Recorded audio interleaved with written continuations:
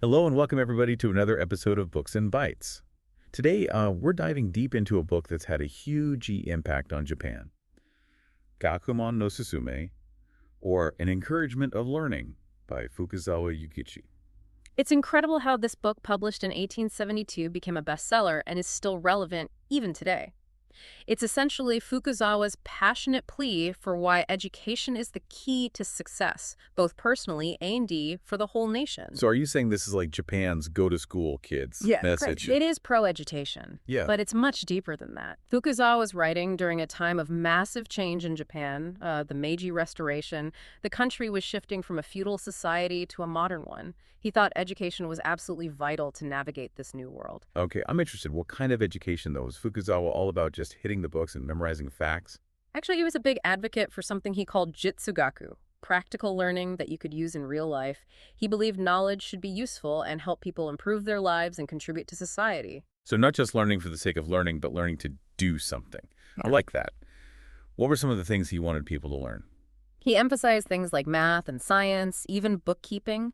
He also thought it was important to learn about Western ideas and technologies, but not just copying them blindly. He wanted Japan to adapt these things to their own context and create something uniquely Japanese. So like, hey, the world is changing and we need to be ready, but let's not lose who we are in the process. Since Fukuzawa was writing at a time of massive social change, I'm guessing he had strong opinions on the old ways. You bet. He strongly criticized the traditional hierarchy in Japan, especially the privileges of the samurai.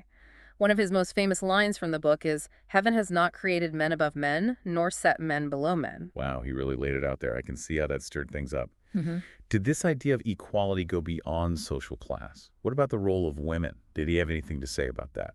That's a good question. And unfortunately, while Fukuzawa was progressive in many ways, his views on women were pretty traditional for his time. He did emphasize the importance of education for women, but mostly so they could be better wives and mothers, not really for having careers or public roles. Okay, a mixed bag then. But even with that, it sounds like he had a pretty radical vision for Japan. For sure, and education was just the beginning. He stressed the importance of individual independence, critical thinking, and taking initiative. He didn't want people to just learn facts. He wanted them to question the way things were and actively shape Japan's future. This is where that title, An Encouragement of Learning, really hits home. He's talking about a lifelong commitment to personal growth and engaging with the world. What other key themes are in the book? One of the big ones is the idea of minkin, which basically means civil society or the private sector. He felt that a strong and independent minkin was essential for Japan's progress. Not just a strong government, people needed to be able to take initiative, start businesses, form groups, and get things done without waiting for the government. Like the American idea of pulling yourself up by your bootstraps, but for a whole nation. Did he see any role for government at all? Oh, absolutely. He wasn't saying there shouldn't be a government. He believed in a strong and effective government that provided essential services and created a stable environment. But he also saw the danger of government becoming too powerful or intrusive. So that balance between government authority and individual freedom. Sounds like he was trying to figure out a new way to be Japanese in a changing world.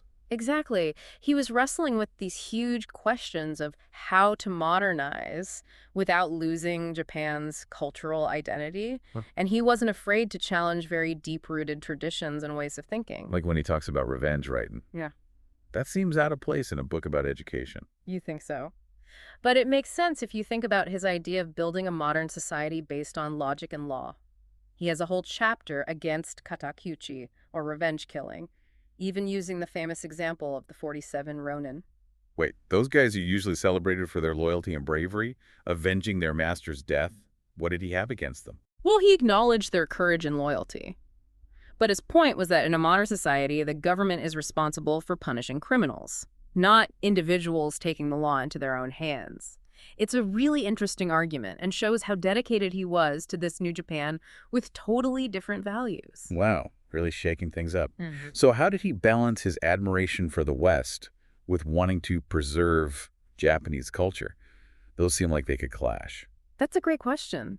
And it's something he grapples with throughout the book. He was clearly fascinated by Western advancements in science, technology, and government. He even argued for a middle class in Japan based on what he saw in the West. But he wasn't just saying copy the West. No, not at all. He famously said, "We should learn from the West, but not imitate it." He wanted to adapt Western ideas for Japan to create something new, blending modern and traditional. So take the best of the West and make it our own. Hmm. I can see how that would appeal to people who are excited and nervous about all the changes happening. Definitely. And that's what makes Gakumon no Susume such a powerful and lasting book. It's a call to action for a new generation Japanese to embrace education, individual empowerment, and a more just and modern society. Incredible. It feels like we've only scratched the surface. I can't wait to dig into his arguments and see how they played out in Japan. Welcome back to our deep dive into Gakumon no Susume. You know, one thing that strikes me about this book is how Fukuzawa connects all these different ideas. Education, individual, independent civil society, into one vision for a new Japan. It's not just random thoughts, it's a carefully built argument for transforming society. Like a blueprint for a modern nation. Last time we talked about his emphasis on practical learning and individual initiative, Yeah. equipping people to thrive in a changing world. But how did he see this playing out in society as a whole? Did he have specific ideas about how Japan could actually change? One key concept is national independence, or dokuritsu in Japanese. He argued that Japan could only truly be independent if it was both intellectually and economically independent. Okay, what did he mean by that? Was he talking about isolationism, Yeah. cutting Japan off from the rest of the world? No, not at all. He understood the importance of engaging with other nations, especially in trade and diplomacy. But he saw a danger in relying too much on foreign powers, both economically and intellectually. So more about self-sufficiency and choosing your own path without being controlled by outsiders. How does education fit into that? He believed education was the foundation of dokuritsu. A nation of well-educated citizens would be better able to develop their own industries, their own science and technology, and their own government. Education was the key to breaking free from dependence. Powerful idea. Learn from others, but be masters of our own destiny kind of thing. Did he give any examples of how this could work? He uses a really interesting analogy in the book about some rural merchants meeting foreign traders for the first time. They're so intimidated by the foreigners' wealth, technology, and business skills that they make bad deals and lose money. Ouch. I get it, though. It's about having the confidence to engage with the world on your own terms, not from a place of weakness. Exactly. Don't assume foreigners are always better or smarter. Trust your own judgment and abilities. And that self-confidence, he thought, came from education and a deep understanding of your own culture and values. So not rejecting everything foreign, but being careful about what you adopt and how you adapt it. Did he give any examples of how Japan could do this? One interesting example is his discussion of the middle class. This was basically absent in traditional Japanese society, which was divided between the elite and commoners. He thought a strong middle class was crucial for Japan to modernize. He got the idea from what he saw in Western countries. That's a big change. Yeah. What did you think the benefits of a middle class were? He believed it would provide stability for economic growth and social progress. They'd be the engine of innovation, entrepreneurship, and civic engagement. The ones who would build businesses, create jobs, drive the economy. So it's more than just individual success. It's creating something that benefits the whole nation. Absolutely. And he argued that education was key to creating this new social order. He imagined an education system that would give people from all walks of life the skills they needed to succeed. So not just educating the elite, empowering everyone to be part of the change. Very egalitarian for his time. But it wasn't just about economics, was it? Right. Fukuzawa also saw education as essential for creating informed and engaged citizens. People needed to think critically, understand the nation's problems, and participate in politics. So tying back to his criticism of blind obedience, he wanted people to question things and hold their leaders accountable. Exactly. And this is where his discussion of public speaking gets really interesting. He has a whole chapter on the importance of expressing your ideas clearly and persuasively. Public speaking. That seems a bit random in a book about education and national independence. Yeah, maybe. But it fits with his overall point. In a modern democratic society, it's not enough to have good ideas. You have to be able to communicate those ideas effectively. So it's more than just learning facts. It's about being able to debate, persuade, make your voice heard, becoming an active part of shaping public opinion. Exactly. He saw public speaking as a crucial skill for anyone who wanted to make a difference, whether in government advocating for a cause or just talking with your neighbors. It's fascinating how he links public speaking to this big vision of national transformation.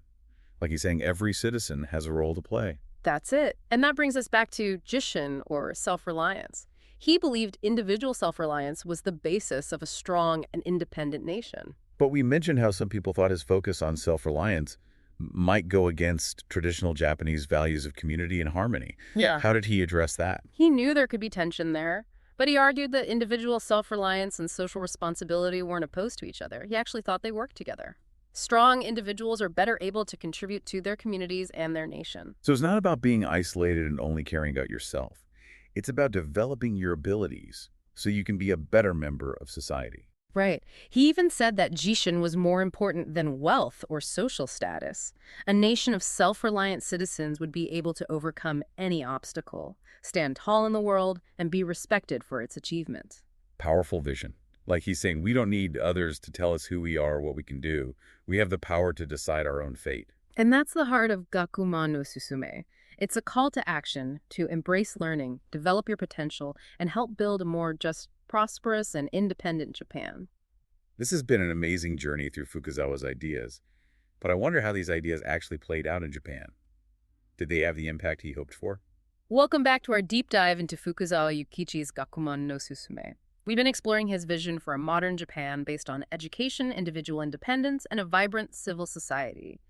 But how did his ideas, which were seen as pretty radical back then, actually work out in reality? How did they land in the real world? Well, remember, Gakumon no Suzume came out in 1872, right in the middle of the Meiji Restoration, a time of huge change and uncertainty. Japan was modernizing rapidly, trying to catch up after being isolated for so long. Fukuzawa's book was like a guide for navigating this new world. So he was providing a way for Japan to become modern and powerful, Yeah. but without losing its essence. Exactly, and a lot of Japanese people really connected with what he was saying. Gakumon no Suzume became a bestseller, and everyone was talking about his ideas. Fukuzawa himself became super influential. He founded Keio University, one of Japan's top schools, and he pushed for all sorts of social and political reform. Sounds like his ideas really shaped Japan's path. Definitely. His focus on education was a major reason Japan's education system expanded, which then led to the country's rapid economic growth. His support for individual initiative helped create a culture of entrepreneurship and innovation. And his arguments for a strong civil society contributed to a more democratic political system. Wow, that's incredible. It's like he planted the seeds for what Japan became in the 20th century. But I bet not everyone loved his ideas. Was there any pushback? Oh, for sure. You can imagine someone challenging deeply rooted traditions and calling for big changes is going to upset some people. Some people said he was too westernized, that he was undermining Japanese values, and that he was promoting dangerous individualism. So they were worried that Japan was losing its identity as it modernized. Exactly. There was real anxiety about what it meant to be Japanese in this new era.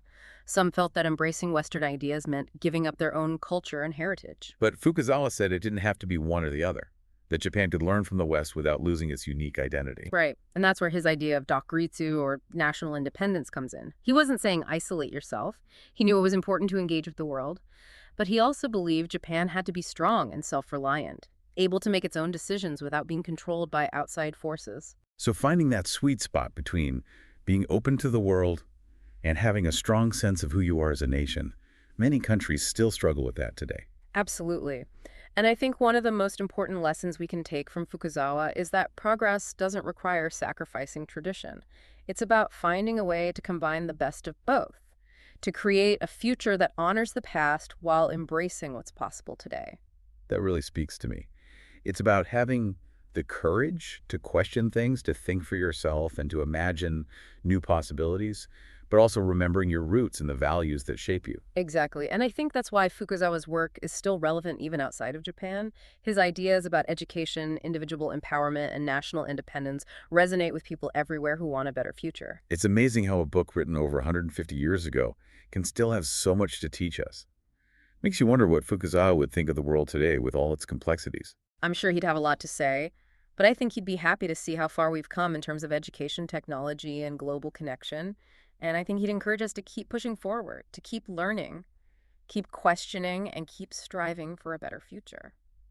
This has been an incredible journey through Fukuzawa Yukichi's Gakumon no Susume, a book that's a product of its time, but also timeless in its message about the power of ideas. Hopefully this deep dive has made you curious to learn more about Fukuzawa. Maybe even pick up a copy of Gakumon no Susume yourself. It's a book that will make you think and challenge your assumptions. And ultimately, it's a book about hope, the hope that we can build a better future through education, individual empowerment, and working together for progress. Thanks for joining us on this deep dive into Gakumon no Susume. See you next time for another exploration of ideas that matter.